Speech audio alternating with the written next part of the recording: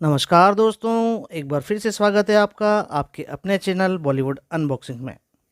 दोस्तों, आज का दौर फिल्मों में सीक्वल का चल रहा है।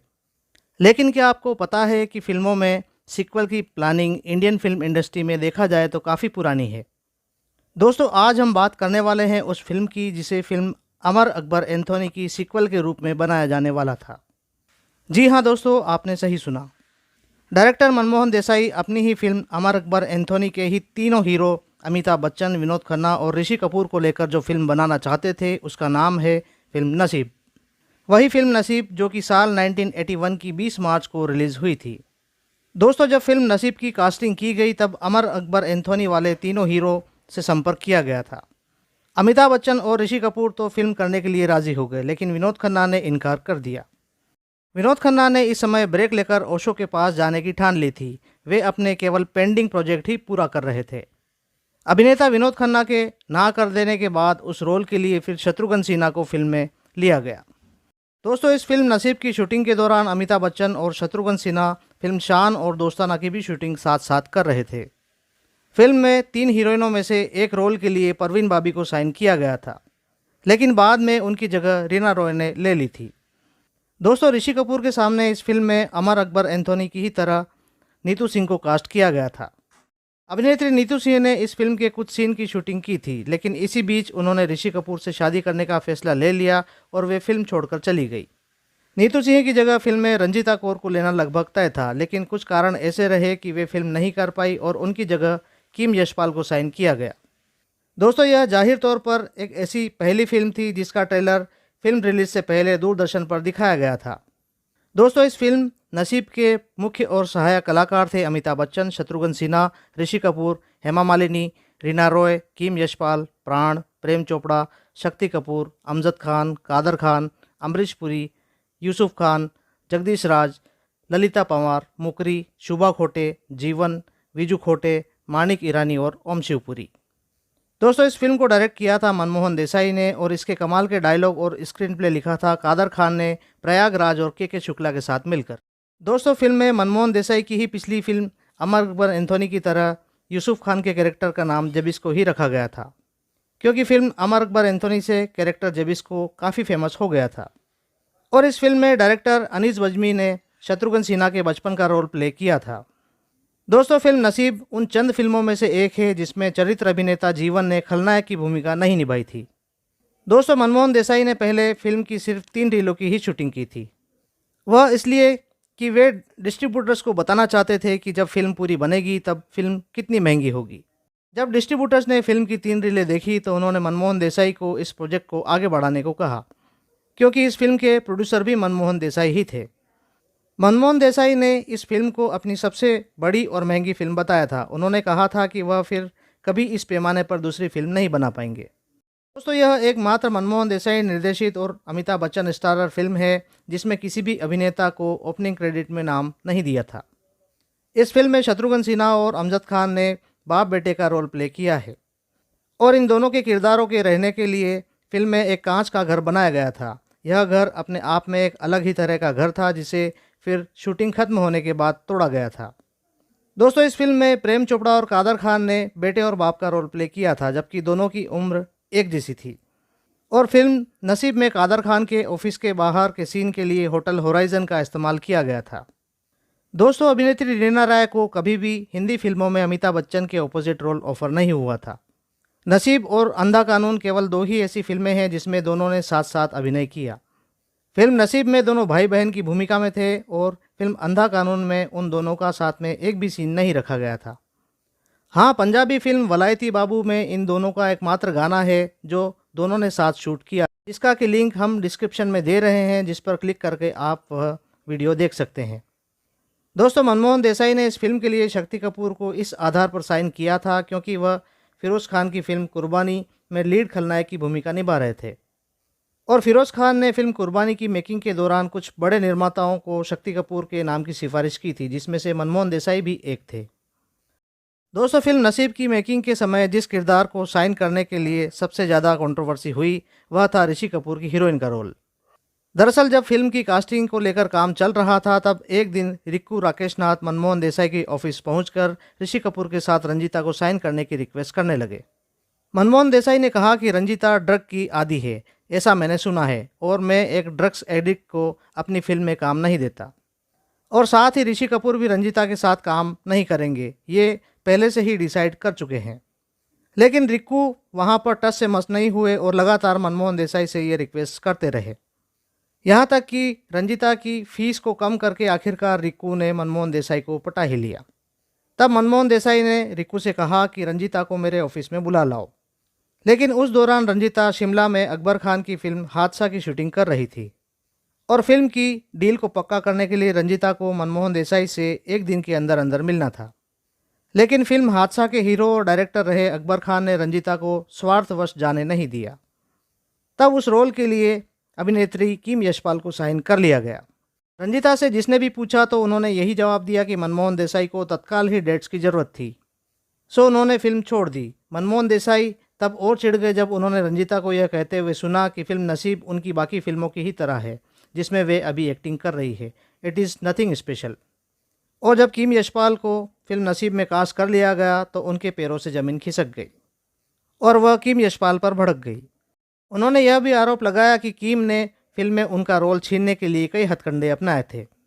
दोस्तों, यह अभिनेत्री किम यशपाल की पहली बड़ी फिल्म थी जिससे उन्हें कई बड़ी फिल्में दिलाई, जिसमें से डिस्को डांसर भी एक फिल्म थी। फिल्म नसीब जब रिलीज़ हुई तब किम यह सोच रही थी कि ऋषि कपूर के साथ एक्टिंग करने का ऑफर लेकर ज़्यादा से ज़्यादा निर्माता उनके पास आएंगे। लेकिन किम ने बाद में महसूस किया कि शायद ऋषि कपूर ही इस बात पर जोर दे रहे हैं कि किम को किसी फिल्म में उनके सामने कास्ट नहीं किया जाए। दोस्तों, शो टाइम मैगजीन में साल 1984 के नवंबर में ऋषि कपूर का एक इंटरव्यू छपा था जिसमें उन्होंने कहा था कि फिल्म नसीब में उनकी भूमिका न के बराबर थी। उन्हें लगा था कि उन्हें फिल्म अमर अकबर एंथोनी की ही तरह एक बढ़िया रोल फिल्म में दिया जाएगा। ऋषि कपूर ने यह भी आरोप लगाया कि जिस फिल्म में अमिताभ होते हैं उस फिल्म से ज़्यादा उम्मीद नहीं की जा सकती, क्योंकि फिल्म में अमिताभ की मौजूदगी के बाद हर कोई सितारा सहायक भूमिका में होता है। दोस्तों, यह फिल्म अमिताभ बच्चन और शत्रुघ्न सिन्हा की भी लास्ट फिल्म थी। अमिताभ ने एक इंटरव्यू में यह क्लेम किया था कि उन्हें शत्रुघ्न सिन्हा की शूटिंग पर लेट आने की आदत पसंद नहीं थी। दोस्तों, डायरेक्टर मनमोहन देसाई और कादर खान का एक किस्सा बड़ा फेमस है। इस किस्से के एक आइडिया को फिल्म नसीब में भी जोड़ा गया था। दरअसल बात उस समय की है जब मनमोहन देसाई फिल्म रोटी की प्लानिंग कर रहे थे और मनमोहन देसाई फिल्मों में उर्दू लेखकों से तंग आ चुके थे। उनका यह मानना था कि उर्दू का इस्तेमाल शेर व शायरी के अलावा भी फिल्मों में कई जगह किया जा सकता है, लेकिन ये चीज़ उन राइटर्स को समझ में नहीं आ रही थी। मनमोहन देसाई ने कादर खान से फिल्म के डायलॉग लिखने के लिए कहा और यह भी कहा कि डायलॉग 3-4 दिन बाद आकर बता जाना। अगर डायलॉग अच्छे हुए तो ठीक, वरना वहीं पर फाड़ कर गटर में डाल दूंगा। कादर खान ने हाजिर जवाबी से उनसे पूछा कि अगर उनके द्वारा लिखे गए डायलॉग उन्हें अच्छे लगे तो वे क्या करेंगे।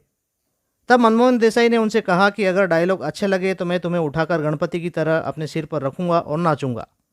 कादर खान अगले ही दिन डायलॉग लेकर मनमोहन देसाई के घर पहुंच गए।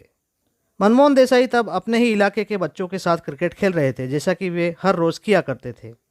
जब मनमोहन देसाई ने कादर खान को दूर से देखा तो वे मन में कुछ कुछ बुदबुदाए। जब कादर खान उनके पास पहुंचे तो कादर खान ने मनमोहन देसाई से पूछा कि आपने मेरे बारे में इतना बुरा क्यों कहा। तब मनमोहन देसाई ने कहा कि मेरे मुंह से तो आवाज़ निकली ही नहीं, तुमने कब सुन ली। तब कादर खान ने उनसे कहा कि सर, मुझे होंठ पढ़ना आता है। आपने ये कहा था कि उल्लू के पट्टे को समझ में नहीं आया और फिर से आ गया पूछने के लिए।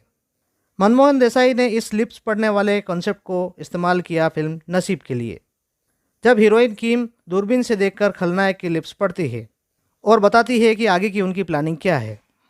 मनमोहन देसाई ने फिल्म नसीब के इस पूरे सीन का क्रेडिट भी कादर खान को ही दिया था। दोस्तों, फिल्म में शत्रुघ्न सिन्हा का एक डायलॉग है जिसमें वे कहते हैं, सालो तुमने तो मेरा भाव ही बढ़ा दिया, को थिएटर्स में खूब तालियां मिली थी। हालांकि यह डायलॉग फिल्म में एक इमोशनल पॉइंट पर आता है।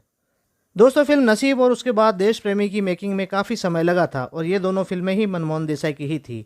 इन फिल्मों को सही से पूरा करने के चक्कर में अमिताभ बच्चन के साथ मनमोहन देसाई की 2 फिल्में बनती बनती रह गई। इन फिल्मों के नाम थे गजब और सरफरोश।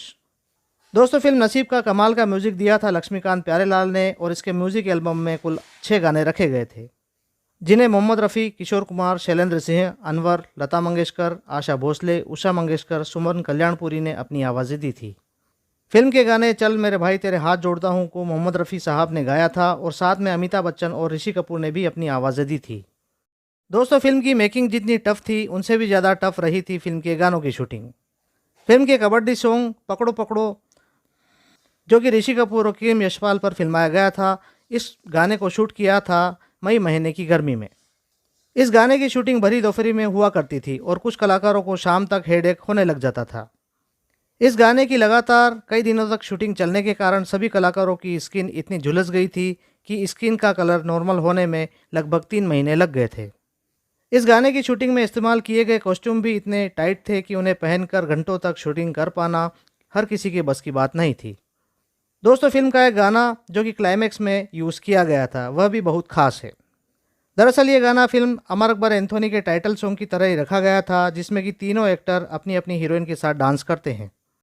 इस गाने की शूटिंग मनमोहन देसाई एक रियल रिवॉल्विंग रेस्टोरेंट में करना चाहते थे, लेकिन रेस्टोरेंट की रिवॉल्विंग स्पीड शूटिंग के अनुकूल नहीं थी, इसलिए एक सेट बनाया गया।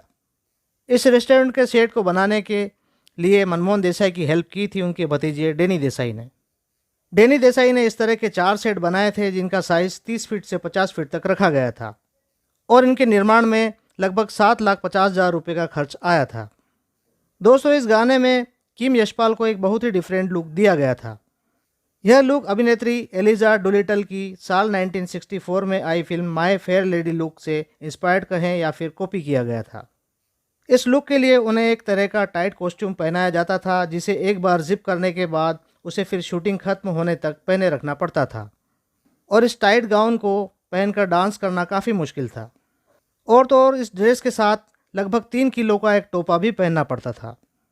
दोस्तों, फिल्म के इसी गाने में शत्रुघ्न सिन्हा के डांस स्टेप ठीक से नहीं पड़ रहे थे। तब मनमोहन देसाई ने उनकी जगह बॉडी डबल से डांस करवाने का फैसला किया था। दोस्तों, फिल्म का जो सबसे कमाल का गीत रहा था वह था जॉन जॉनी जनार्दन। इस गाने में मनमोहन देसाई ने लगभग पूरी इंडस्ट्री को इकट्ठा कर लिया था। सितारों से सजे इस गाने की शूटिंग आर के स्टूडियो में 1 हफ्ते तक चली थी। 1983 में तमिल में रीमेक किया गया। नाम था फिल्म का संदीपू, जिसमें शिवाजी गणेशन और प्रभु गणेशन ने मुख्य भूमिकाएं निभाई थी।